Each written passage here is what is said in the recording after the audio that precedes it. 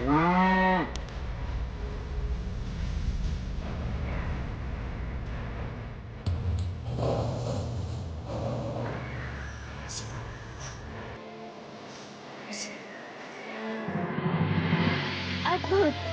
सर्वथा अद्भुत और महान थी भक्त उपमन्यु की भक्ति, जो अपना तप आरंभ करते समय भी भूख से ग्रसित थे, किंतु फिर भी जिस दुग्ध के लिए नन्हे उपमन्यु ने अपना तप प्रारंभ किया, वो दुग्ध जब उनके समक्ष प्रस्तुत हुआ, तो उन्होंने वही दुग्ध महादेव को ही समर्पित कर दिया। हाँ गौरी पुत्र, प्रलोभन का प्रतिकार कर भक्त उपमन्यु ने त्याग का परिचय दिया, जिसके साथ एक और परीक्षा में सफल हुआ, किंतु अब उसकी अगली परीक्षा का समय निकट था। किसी भी अवस्था में अपने ध्यान को न भटकने देने की परीक्षा, और बालक उपमन्यु की अगली परीक्षा क्या होने वाली थी, इसका विचार मेरे प्रभु भोलेनाथ कर चुके थे। चंद्रदेव,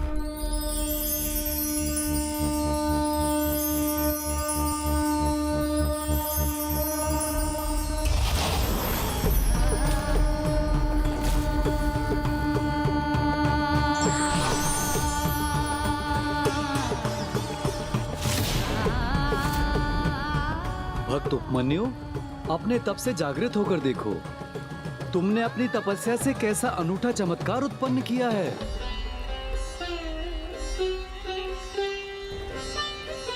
अपने तप से जागृत होकर देखो पुत्र उपमन्यु, इधर देखो, मैं चंद्रदेव स्वयं महादेव के प्रतिनिधि के रूप में तुम्हें आशीष देने आया हूँ।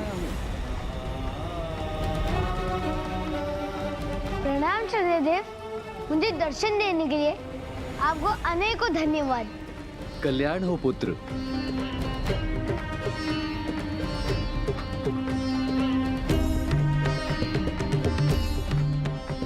क्या है चंद्रदेव? अक्षय कलश है ये, जिसमें से दुग्ध प्रवाहित होना कभी भी समाप्त नहीं होगा।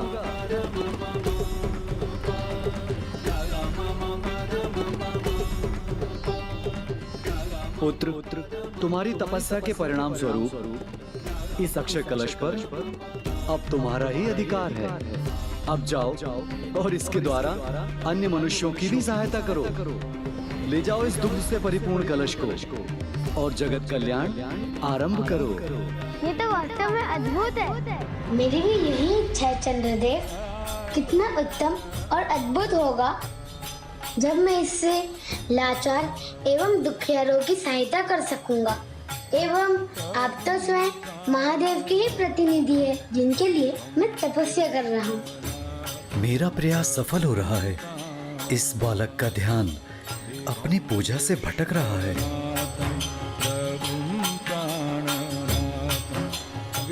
कितना उत्तम होता यदि मैं इससे लाचार दुखियारों की सहायता कर सकता, किंतु ये भी तो अनुचित है।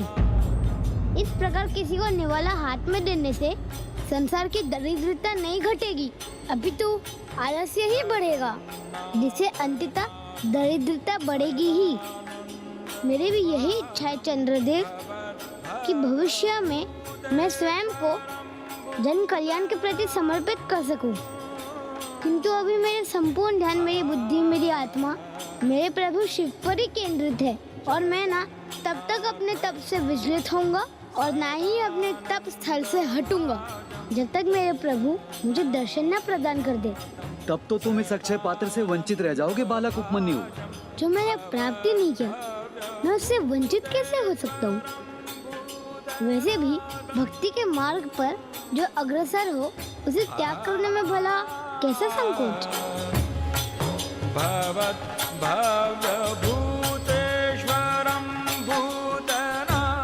तुमने उचित कहा पुत्र।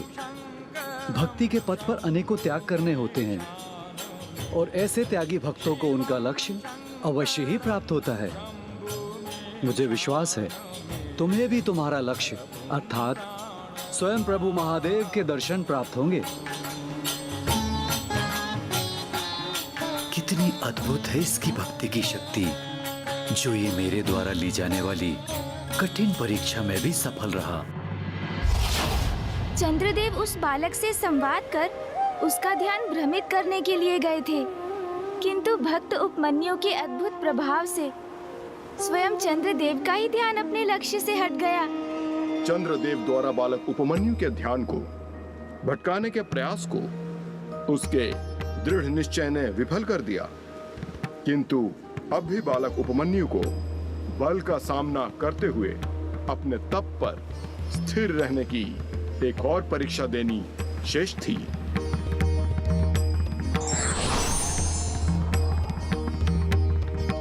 प्रभु, विफलता, प्रलोभन और उसके ध्यान बांटने के प्रयास का तो बालक उपमन्यु ने भली भांति सामना किया, किंतु क्या वो बल से उत्पन्न भय से विचलित हुए बिना रह सकेगा? नंदी जी, आप स्वयं जाके परीक्षण क्यों नहीं कर लेते?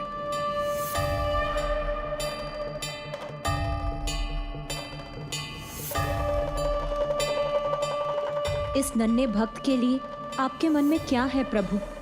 नंदी जी के बल का सामना तो महान योद्धा भी नहीं कर पाते, फिर ये नन्हा बालक भला उनका सामना कैसे करेगा? मैं आपका आदेश समझ गया प्रभु। इस परीक्षा को और अधिक कठिन बनाने के लिए अब नंदी उस बालक के समक्ष अपने वास्तविक रूप में नहीं अपितु अन्य रूप में ही जाएगा। ओम नमः शिवाय, ओम नमः शिवाय, ओम नमः शिवाय, ओम नमः शिवाय,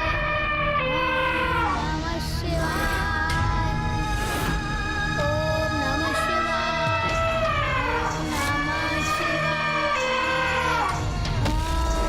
नमः शिवाय, ओम नमः शिवाय, ओम नमः शिवाय, ओम नमः शिवाय,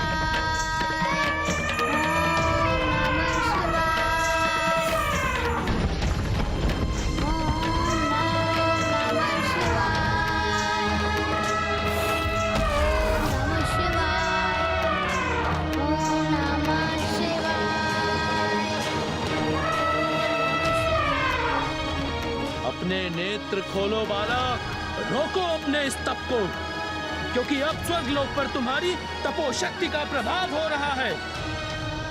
इसलिए मैं देवराज इंद्र का वाहन ऐरावत तुम्हें ये चेतावनी देने आया हूँ कि इससे पूर्व देवराज इंद्र स्वयं यहाँ आकर तुम्हें रोके, तुम स्वयं ही अपने प्राणों की रक्षा करने हेतु अपने तप को भंग कर दो। ओम नमः शिवाय, ओम नमः शिवाय, ओम नमः शिवाय, ओम नमः शिवाय, ओम नमः शिवाय, ओम नमः शिवाय। स्वामी, ये बालक उपमन्यु द्वारा आपको समर्पित उसके तप से उत्पन्न हुई तपोशक्ति ही है, जिसके कारण वो ऐरावत रूप में नंदी से सामना करने में भी सक्षम हो रहा है। देवी, ये उसके तप का प्रभाव नहीं, अपितु उसके समस्त संचित अच्छे कर्मों का परिणाम है। क्योंकि जब मनुष्य बुरे कर्म करता है तो उसके पूर्व जीवन के बुरे कर्म भी उसका पीछा करते हैं, और जब वो सुपथ पर चलता है तो उसके समस्त अच्छे कर्मों का उसे सुफल प्राप्त होता है। उपमन्यु के अच्छे कर्मों से उत्पन्न तेज ही उसे ऐरावत के रूप में नंदी के समक्ष स्थित रहने का सामर्थ्य प्रदान कर रहा है। ओम नमः शिवाय। अब तुम्हारे इस आचरण से स्पष्ट हो गया है बालक कि तुम्हें रोकने के लिए मुझे तुम पर अपने बल का प्रयोग करना ही होगा। ओम नमः शिवाय, ओम नमः शिवाय, ओम नमः शिवाय, ओम नमः शिवाय, ओम नमः शिवाय, ओम नमः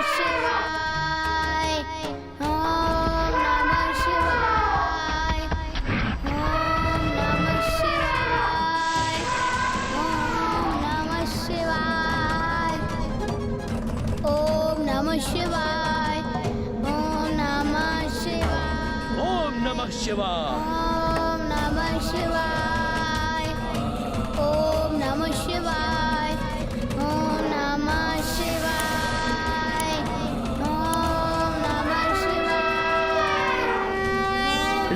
में तो इतनी तपो ऊर्जा है, इस ऊर्जा का सामना तो मैं भी नहीं कर पा रहा हूँ। इस बाल तपस्वी की तपो ऊर्जा ने तो मुझे इसे मुक्त करने पर विवश कर दिया।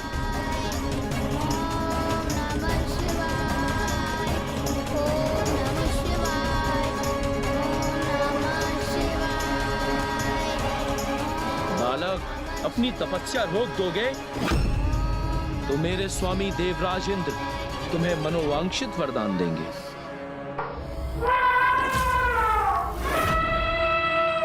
हे महान गजरावत, जो वरदान मुझे चाहिए वो मुझे देवों के देव महादेव ही प्रदान कर सकते हैं। अब मेरी इच्छा तो स्वयं उनके हाथों से दूध पान करने की है, जिसके पूर्व ना मैं अपना तप संपन्न करूंगा और ना ही अपने तप स्थल से हटूंगा। हे महान गजरावत, देवराज इंद्र के वाहन, मेरी तपस्या में विघ्न मत डालिए, अन्यथा आपकी शक्ति का उत्तर मुझे अपनी भक्ति की शक्ति से देना होगा। उचित है, फिर ऐसा ही हो। देखते हैं हम दोनों में से किसकी शक्ति सफल होती है।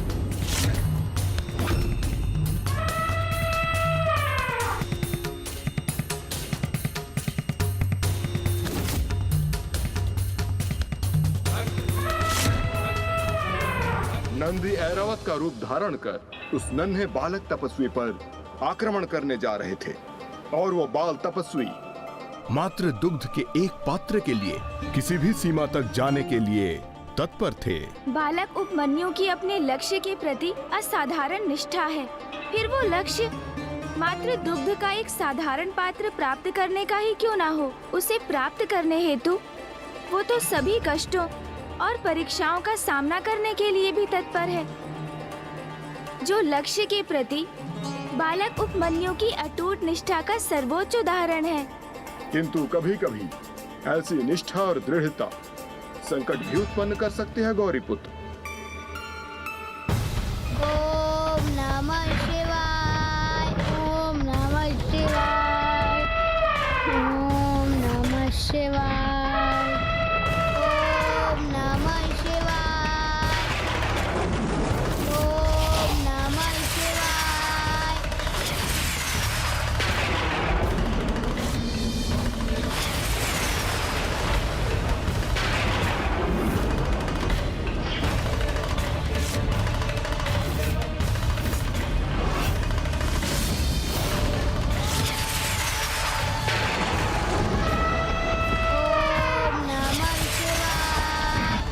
स्वामी, बालक उपमन्यु ने तो आपके अमोघ अस्त्र को उत्पन्न कर लिया है, जिसको रोक पाना तो असंभव है। इस वार के बाढ़ से तो कोई भी सुरक्षित नहीं। फिर नंदी जी इससे अपनी सुरक्षा कैसे करेंगे स्वामी?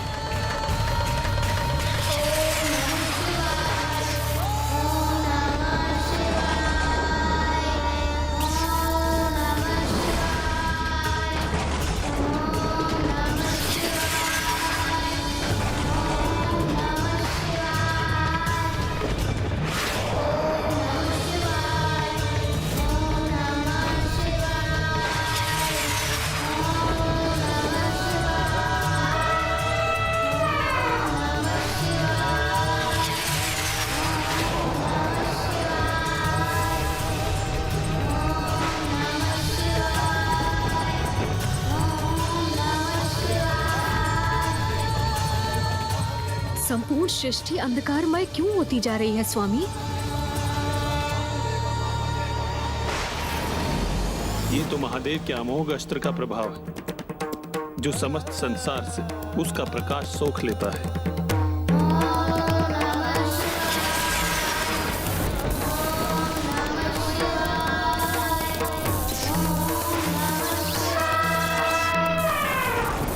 तब तो शीघ्र यदि इसे रोका न गया ना, तो समस्त संसार अपने प्रकाश से वंचित हो जाएगा। यहाँ तक कि सूर्य और चंद्र भी अपना प्रकाश खो देंगे और वहाँ ऐरावत के रूप में नंदी पर भी महासंकट छाया रहेगा।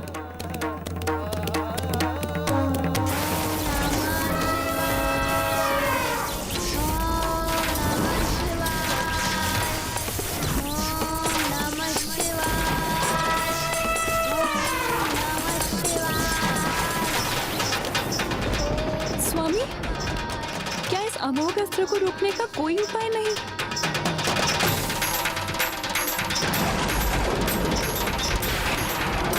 ये तो महादेव का अस्त्र है।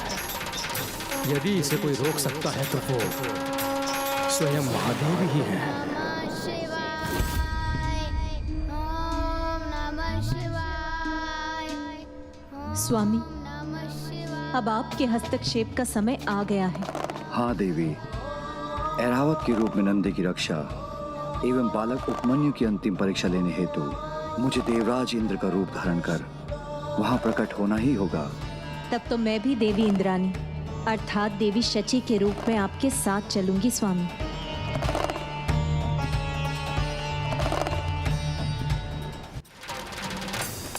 लंकेश, ब्रह्मास्त्र तो मात्र किसी के वरदान से ही प्राप्त किए जा सकते हैं। फिर बालक उपमन्यु ने अमोघ अस्त्र कैसे प्रकट कर दिया? गौरी पुत्र, व्यक्ति को उसके वर्तमान कर्मों का ही नहीं अपितु पूर्व कर्मों का फल भी मिलता है। ये बालक उपमन्यु के पूर्व कर्मों का ही फल था, जो वो समय आने पर अमोघ अस्त्र जैसे ब्रह्मास्त्र को प्रकट कर सका।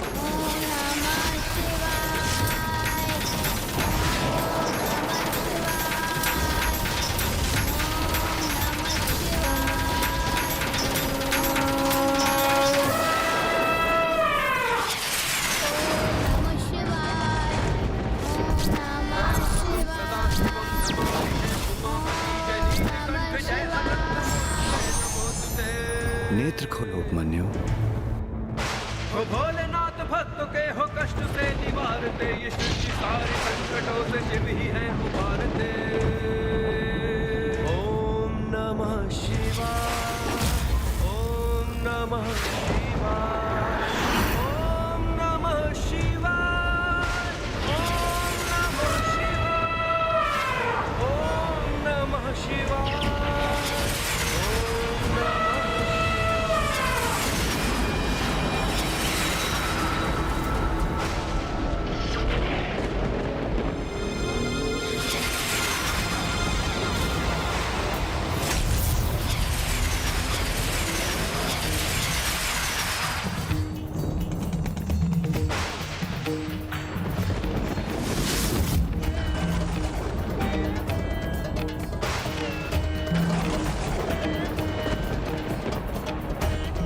उचित समय पर प्रकट होकर मेरी रक्षा करने हेतु आपको मेरा शत शत नमन प्रभु। उनके भक्त ने जिस अमोघ अस्त्र को उत्पन्न किया, उसको रोकने हेतु भगवान ने उसे स्वयं अपने में ही समाहित कर लिया।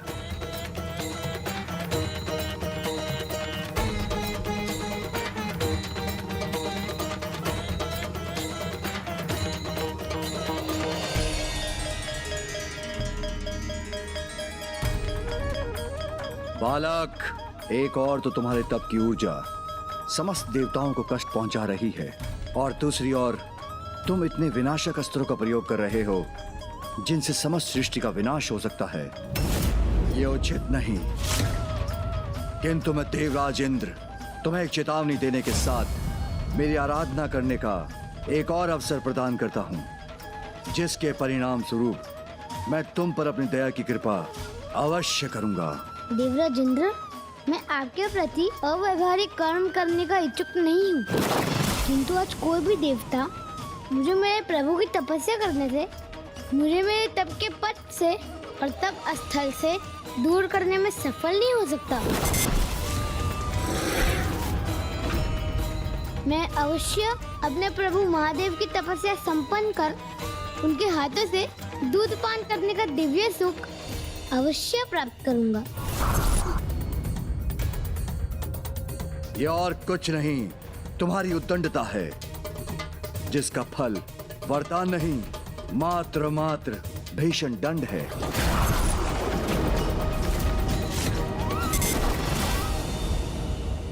अर्थात अब तो भक्त और भगवान ही एक दूसरे के सम्मुख थे। हाँ गौरी पुत्र, प्रभु का क्रोध जागृत हो रहा था और ऐसी स्थिति उत्पन्न हो गई थी कि बालक उपमन्यु अपने तप के परिणाम स्वरूप किसी वरदान का नहीं अपितु महादंड का भागी बनने वाला था।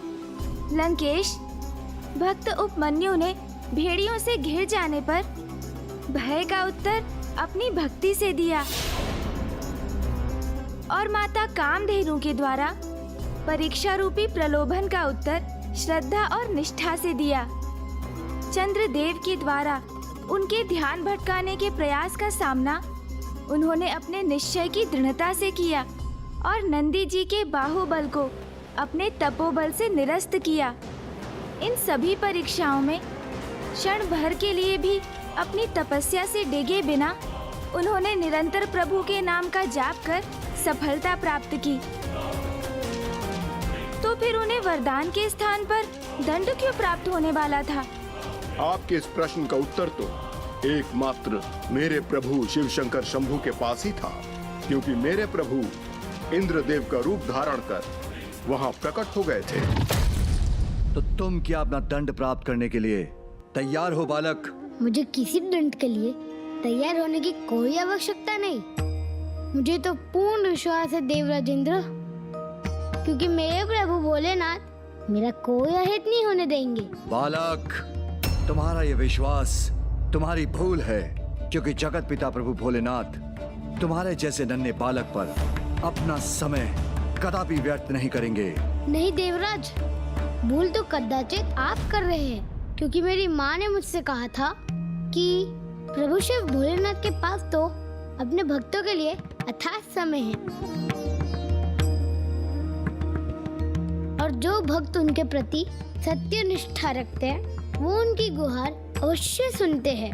मुझे तो पूर्ण विश्वास है कि वो अवश्य यहाँ प्रकट होकर मुझे दूध पान कराएंगे। कदाचित तुमने भोलेनाथ को कुछ अधिक ही भोला समझ लिया है बालक, और अब तुम उनके भोलेपन का लाभ उठाना चाहते हो। अपनी तपस्या के परिणाम स्वरूप उनसे कोई महान वरदान प्राप्त करने की लालसा है तुम्हें। देवराज, मैं उनसे कोई अनुचित लाभ उठाने नहीं आया हूँ। मेरा तब तो मात्र उन्हें प्रसन्न करने के लिए है। और जहाँ तक दूध पान का प्रश्न है, इतना तो एक पुत्र अपने पिता से अवश्य मांग सकता है।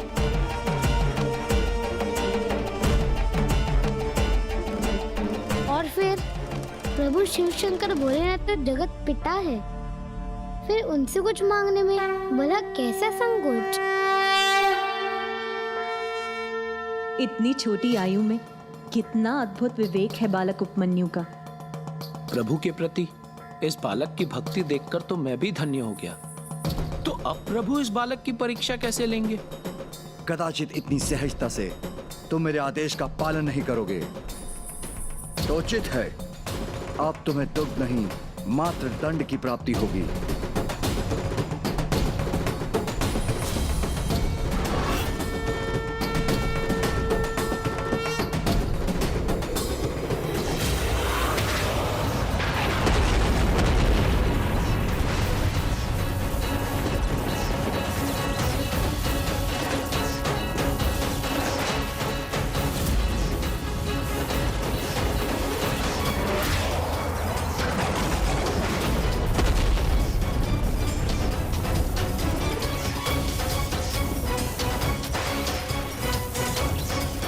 भीषण विद्युत तरंगों का ऐसा भयावह प्रहार है ये।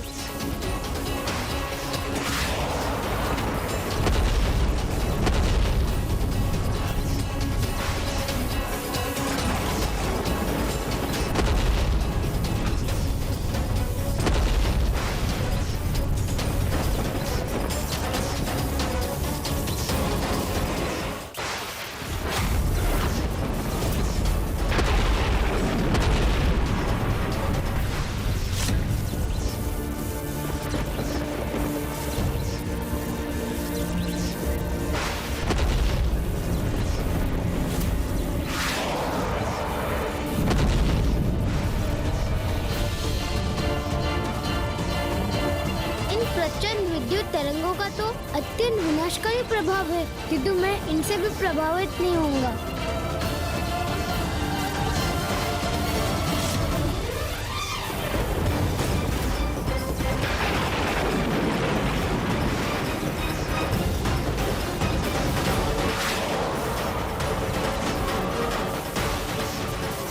इन विद्युत तरंगों के भयंकर प्रभाव से भयभीत होकर मैं अपनी तपस्या कदापि भंग नहीं करूंगा।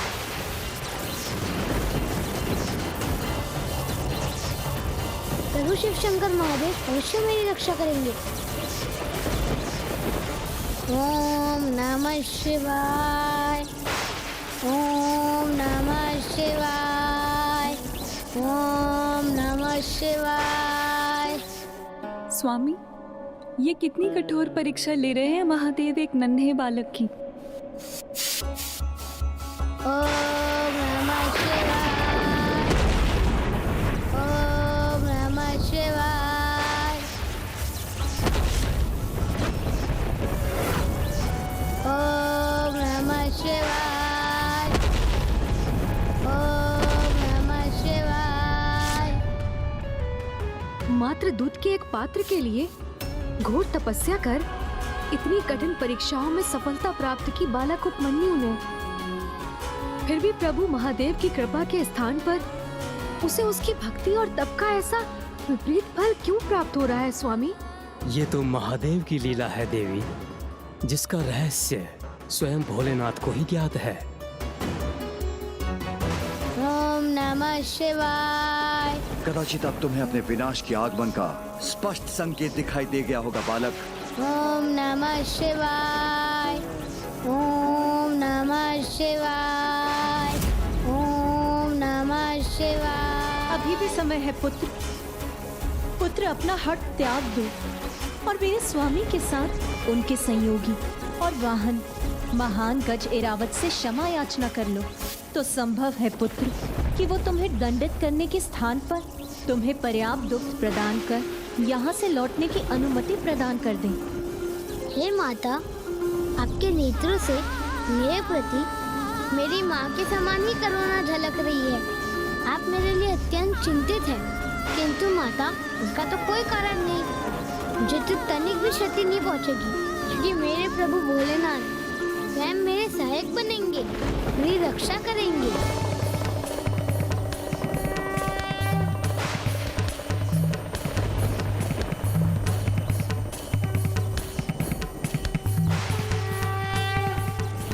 धन्य है तुम्हारी भक्ति और निष्ठा प्रभु के प्रति उपमन्यु। तुम्हारे नन्हे हृदय में तो जैसे भक्ति का सागर ही समाहित है।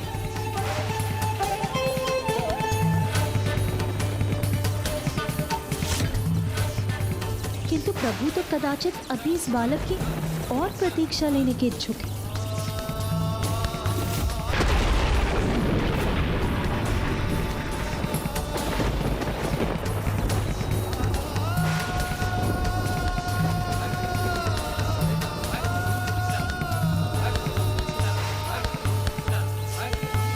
हे समस्तों के अधिपति, हे प्रभु सुरेश्वर, हे प्रभु सुरेश्वर, हे प्रभु सुरेश्वर, प्रभु सुरेश्वर, प्रभु सुरेश्वर, प्रभु सुरेश्वर, प्रभु सुरेश्वर, प्रभु सुरेश्वर।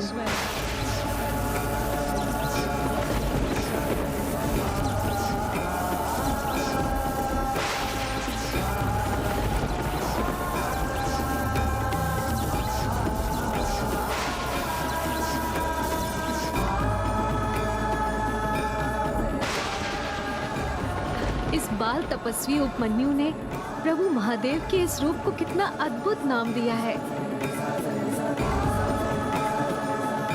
अब जब इस नन्हे बालक ने महादेव को एक नवीन नाम से पुकारा है, तो क्या महादेव प्रसन्न होकर इस नन्हे भक्त को इसका मनोवांछित वरदान देंगे?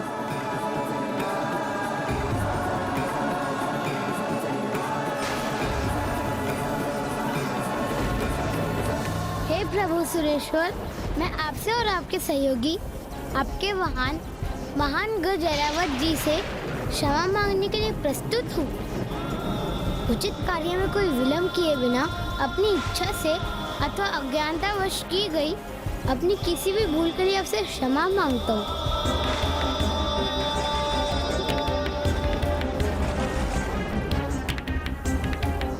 किंतु आप अपने इन विद्युत तरंगों के प्रहारों से जो विचलित देखकर ये मत समझ लीजिएगा देवराज कि मैं अपनी तपस्या को अधूरा छोड़कर यहाँ से कहीं चला जाऊंगा। अपनी भूलों के लिए क्षमा याचना अवश्य करूंगा मैं, किंतु अपने मार्ग से कदापि नहीं हटूंगा। फिर भले ही आप मुझे अपने प्रहारों से भस्म ही क्यों ना कर दे।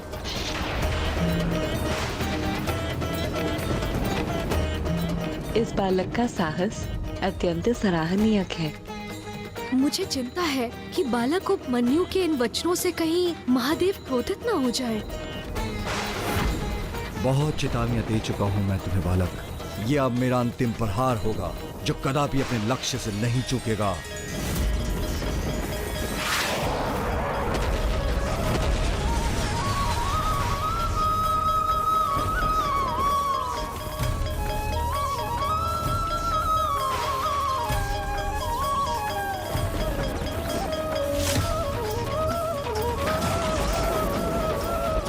अब परिणाम जो भी हो, मैं तो प्रभु की तपस्या में ही लीन रहूंगा।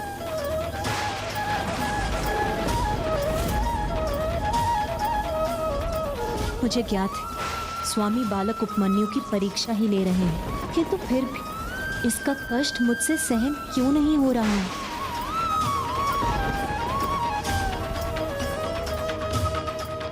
क्या बालक उपमन्यु की ये परीक्षा उसके लिए अत्यधिक कठोर तो प्रमाणित नहीं होगी? मुझे आशा है कि महादेव के द्वारा ये इस बालक की अंतिम परीक्षा होगी।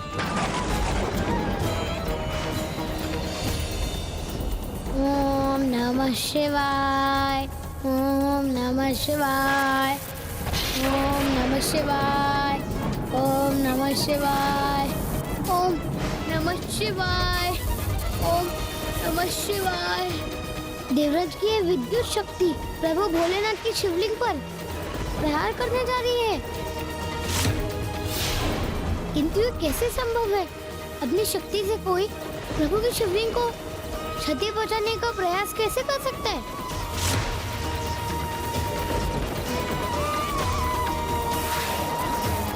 इन्होंने तो प्रभु की शिवलिंग पर प्रहार कर दिया, किंतु देवराज इंद्र का वज्र प्रहार इतना घातक और शक्तिशाली है कि वो जिस किसी से भी टकरा रहा वो नष्ट हो जा रहा है।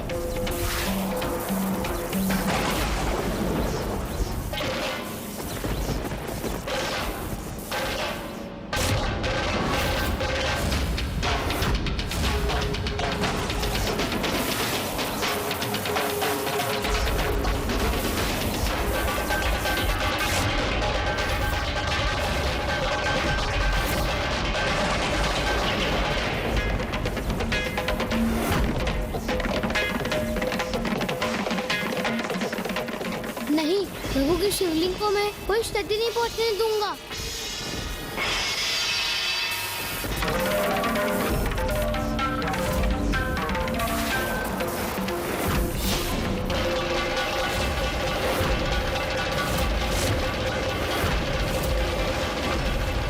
प्रभु महादेव, ओम नमः शिवाय, ओम नमः शिवाय, ओम नमः शिवाय, ओम नमः शिवाय। मैं आपको कुछ नहीं होने दूंगा प्रभु, कुछ नहीं होने दूंगा आपको। ओम नमः शिवाय।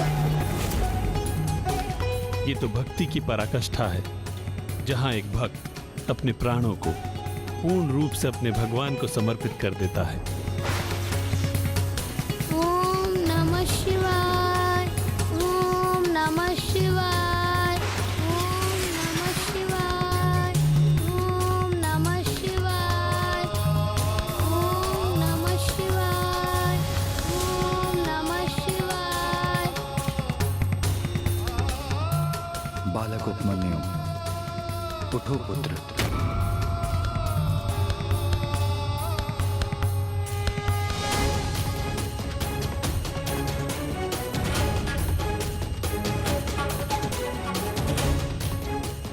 ये विद्युत तरंगे अब अपने मूल स्थान से लुप्त हो गई है, अर्थात मेरे प्रभु की शिवलिंग अब सर्वथा सुरक्षित है।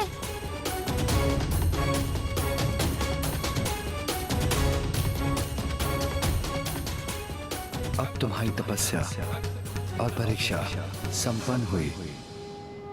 उठो और देखो कौन है तुम्हारे समक्ष। देखो वत्स, तुम्हारे प्रभु तुम्हारे शिव है तुम्हारे समक्ष, तुम्हारे शिव है तुम्हारे समक्ष।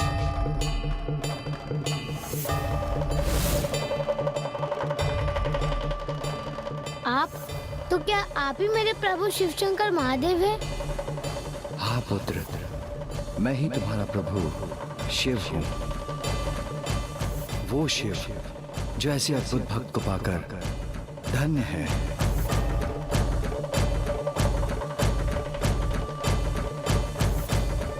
नहीं, मुझे विश्वास नहीं होता कि आप ही मेरे प्रभु हैं, क्योंकि मेरे माँ के वर्णन के अनुसार तो महादेव त्रिशूल धारण करते हैं। उनके साथ सदा नंदी जी उपस्थित रहते हैं, किंतु आपके साथ तो ये महान गजरावत और माता सची हैं। इसलिए अब तो सुरेश्वर अर्थात देवराज इंद्र ही है। अवश्य आप मुझे प्रसन्न कर मेरी तपस्या रोकने हेतु ही स्वयं को प्रभु शिव पुकार रहे हैं।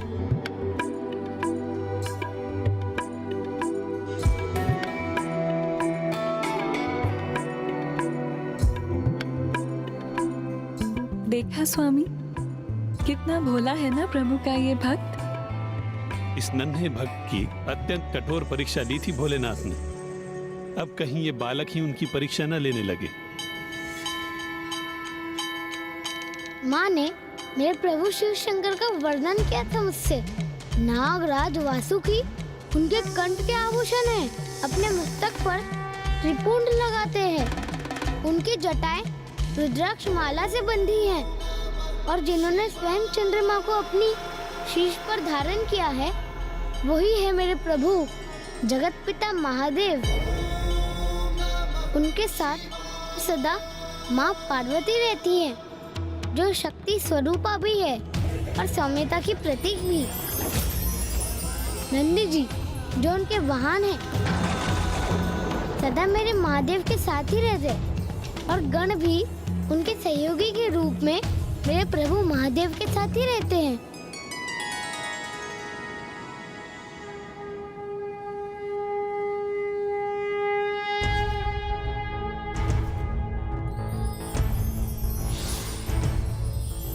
त्र्यंबकं सदाशिवं नमामि हे उमापति जनीलकंठ जय अनंत नमोस्तुते नमोस्तुते।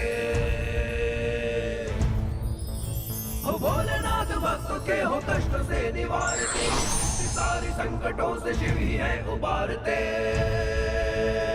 प्रभु शिव, मेरे प्रभु महादेव, प्रभु महादेव, क्षमा कीजिए प्रभु, मैं आपको पहचान नहीं सका, क्योंकि मैंने इसके पूर्व आपको शिवलिंग स्वरूप में ही देखा था ना। मुझे क्षमा कीजिए प्रभु, क्षमा कीजिए मुझे।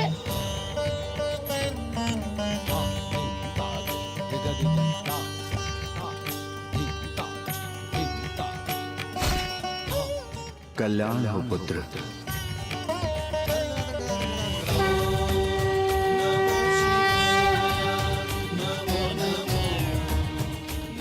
मैं तुम्हारे तप से प्रसन्न हूँ पुत्र, और तुम्हारे द्वारा मेरे स्वरूप को दिए गए नाम सुरेश्वर शिव ही।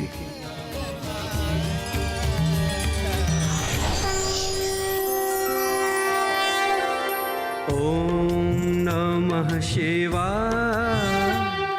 पुत्र उपमन्यु, तुम अपनी समस्त परीक्षाओं में सफल हुए हो, और तुमने संसार के समक्ष इसका उच्च उदाहरण प्रस्तुत किया है कि सत्य और धर्म का मार्ग कठिन अवश्य होता है, किंतु यदि कोई इस मार्ग की बाधाओं अर्थात प्रलोभन, ध्यान के भटकाव के उपाय, बल के प्रभाव और संकट के आभास आदि पर विजय पाकर अपने मार्ग पर स्थिरता से अडिग रहता है, तो अपने लक्ष्य पर अवश्य पहुंचता है, फिर भले ही उसका लक्ष्य स्वयं ईश्वर ही क्यों न हो।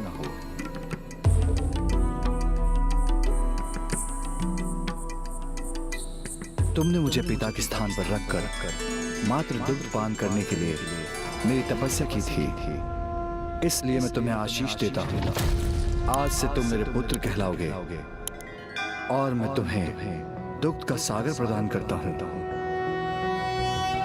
कर्पूरगौरं करुणावतारं संसारसारं भुजगेन्द्रहारं सदा वसन्तं हृदयारविन्दे भवं भवामि सहितं नमामि।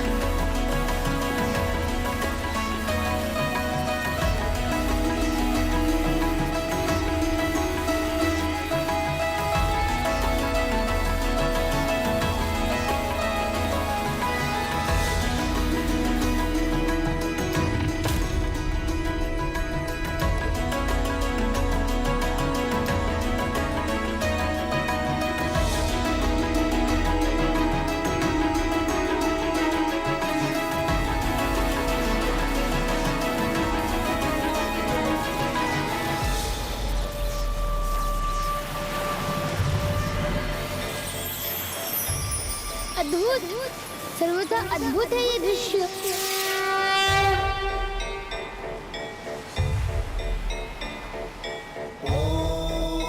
आज से तुम इस क्षीर सागर के स्वामी हो पुत्र उपमन्यु, और आज से असंख्य गोमाता तुम्हारे संग रहेंगी। पुत्र, आज तुमने ये सिद्ध कर दिया कि एक निष्ठा भक्ति से मनुष्य कुछ भी प्राप्त कर सकता है। यहाँ तक कि इस जन्म के पुण्यों का फल इसी जन्म में ही पाया जा सकता है। तुम्हारे जैसे बालक की माता कहलाने में मुझे अत्यंत प्रसन्नता होगी पुत्र, और मेरा आशीर्वाद है कि श्रेष्ठतम ऋषि मुनियों में सदैव तुम्हारी गणना होगी। और साथ ही आज से मैं तुम्हें अक्षय कुमार पद भी प्रदान करती हूँ।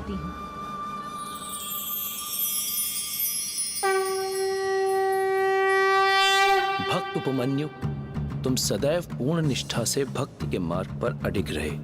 यदि किसी ने तुम्हारे समान धर्म पथ पर अडिग रहकर मेरे प्रभु महादेव की पूजा की, तो मैं उसे सभी बाधाओं से संघर्ष कर उन पर विजय प्राप्त करने की शक्ति अवश्य प्रदान करूंगा।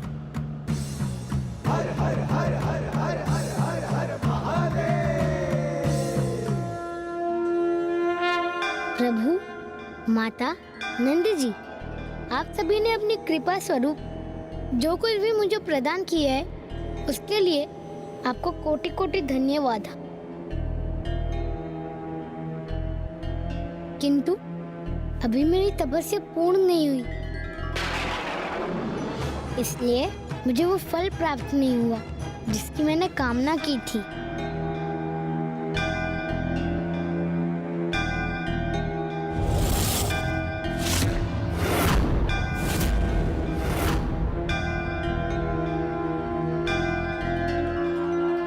नहीं पुत्र, तुम्हारे तप में कोई अपूर्णता नहीं रही, इसलिए तुम्हारी इच्छा अनुसार मैं स्वयं तुम्हें अपने हाथों से दुग्ध पान कराऊंगा।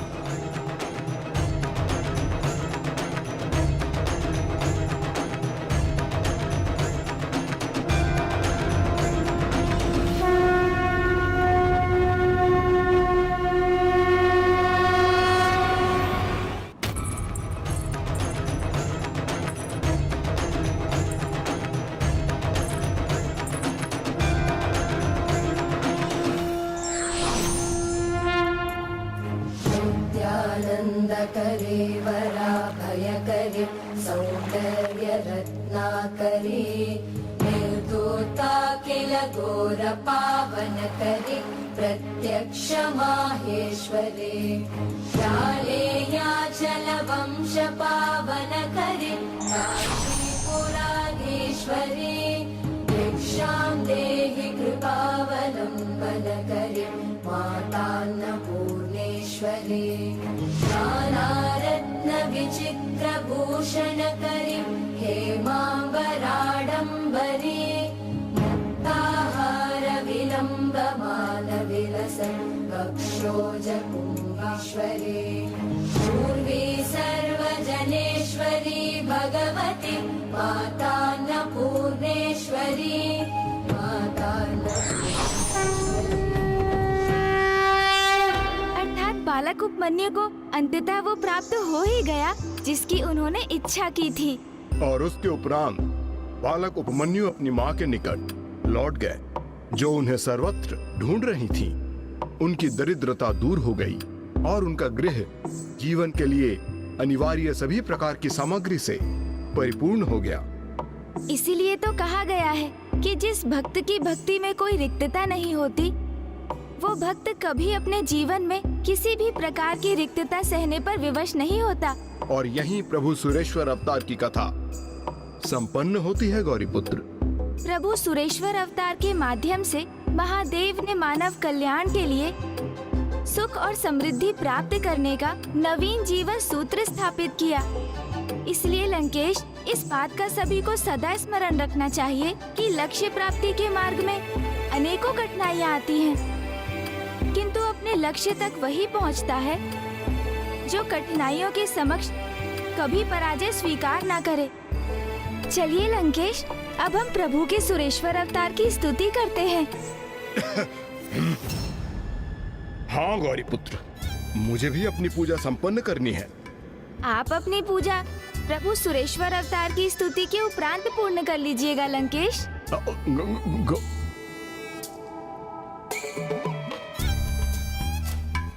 प्रभु सुरेश्वर को स्वयं से रुष्ट होने का कोई कारण नहीं देना चाहिए मुझे।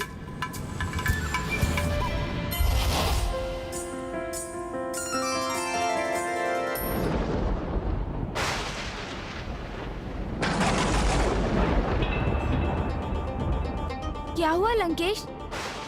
प्रभु ने हमें अपने दिव्य दर्शन का लाभ क्यों नहीं प्रदान किया? कदाचित आपकी स्तुति में कोई अपूर्णता रह गई होगी गौरीपुत्र। यदि ऐसा है तो हमें पुनः प्रभु सुरेश्वर अवतार की स्तुति करनी चाहिए। नहीं गौरीपुत्र, उसकी कोई आवश्यकता नहीं है, क्योंकि प्रभु ने भले ही हमें प्रत्यक्ष दर्शन ना प्रदान किए हों, किंतु यहाँ के वातावरण में आए परिवर्तन तो इसका प्रमाण है गौरीपुत्र कि आपकी स्तुति उन तक पहुंच गई है और उन्होंने उसके परिणाम स्वरूप हमें आशीर्वाद भी दिया है।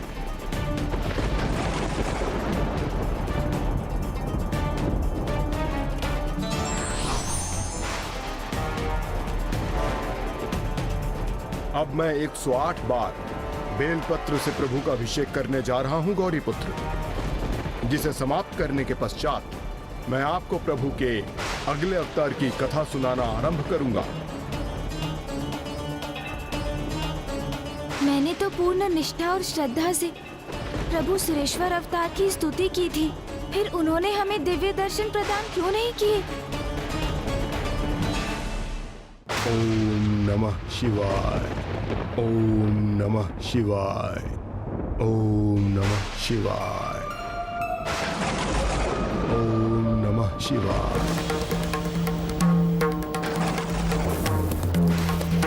ओम नमः शिवाय, ओम नमः शिवाय, ओम नमः शिवाय। क्या प्रभु सुरेश्वर मुझे कोई संकेत तो नहीं दे रहे हैं? ओम नमः शिवाय, ओम नमः शिवाय, ओम नमः शिवाय, ओम नमः शिवाय। कहीं प्रभु मुझसे कुपित तो नहीं? उन्हें प्रसन्न करने हेतु मुझे अपनी पूजा शीघ्र संपन्न करनी चाहिए। ओम नमः शिवाय, ओम नमः शिवाय,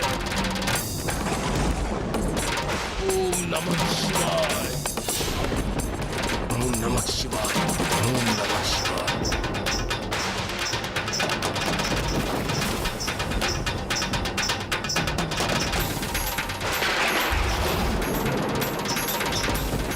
प्रभु सुरेश्वर,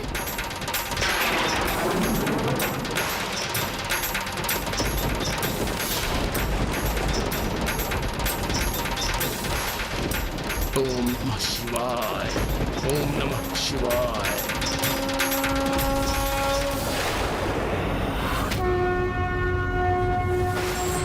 ओम नमः प्रभु सुरेश्वर। ओम नमः शिवाय।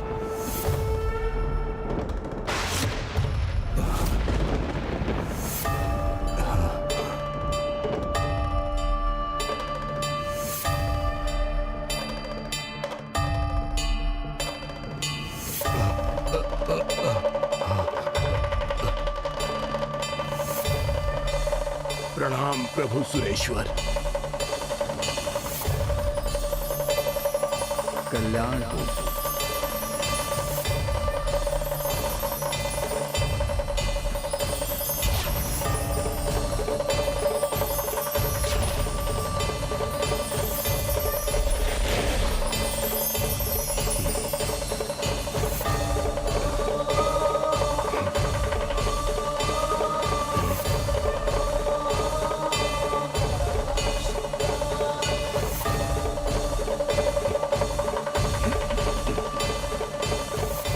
ये कैसी लीला है प्रभु आपकी।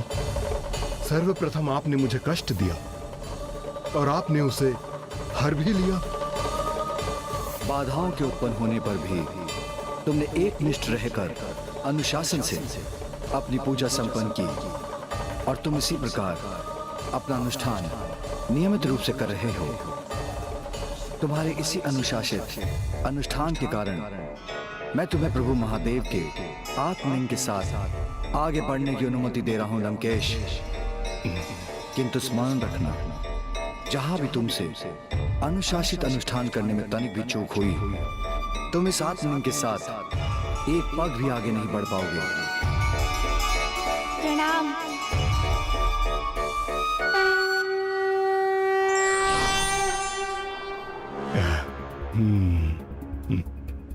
क्या हुआ लंकेश, आप इतने आनंदित क्यों हैं? क्यों, आपने क्या देखा नहीं गौरी पुत्र? एक बार पुनः प्रभु शिव शंकर शंभु के अवतार ने मुझे अपना आशीष प्रदान किया। प्रभु ने आपको आशीष दिया? कैसे? उन्होंने कहा कि जब मैं अपना अनुष्ठान भंग करूंगा तभी आत्मलिंग को आगे ले जाने के अवसर से वंचित होऊंगा। अर्थात ऐसा कदापि नहीं होगा गौरी पुत्र, क्योंकि लंकेश रावण तो सदैव अनुशासित रहकर ही अनुष्ठान करता है। उचित कहा आपने। अनुशासन तो अत्यंत महत्वपूर्ण है, क्योंकि अनुशासन से ही व्यक्ति समस्त सुखों को प्राप्त कर सकता है और अनुशासनहीनता के कारण व्यक्ति स्वयं को प्राप्त धन एवं संपत्ति को भी गंवा बैठता है। उचित कहा आपने गौरी पुत्र। अनुशासन की ये सीख और स्वयं को अनुशासित रखना मैंने प्रभु के ही एक अवतार से सीखा था, जो संसार में पुनः अनुशासन स्थापित करने के लिए ही प्रकट हुए थे। ये प्रभु के कौन से अवतार थे लंकेश? ऋषि दुर्वासा। ऋषि दुर्वासा।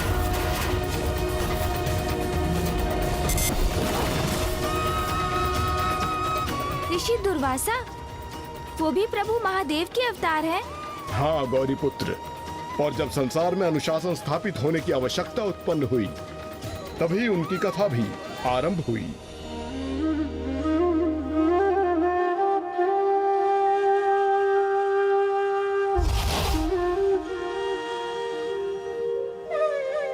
ये वो समय था जब सभी अनुशासन का महत्व भूलते जा रहे थे, यहाँ तक कि देवता भी स्वर्ग के भोग विलास में डूबकर अपना अनुशासन खो रहे थे, अहंकारी और प्रमादी होने लगे थे।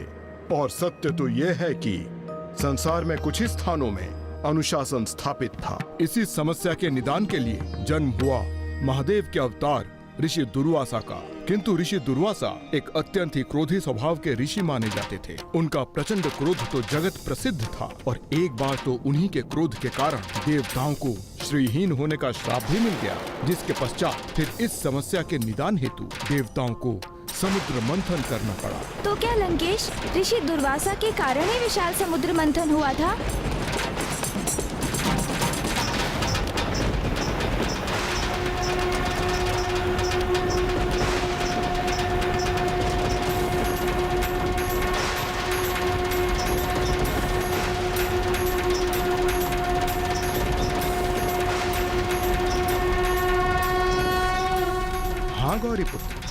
यही कथा अब मैं आपको सुनाने जा रहा हूं।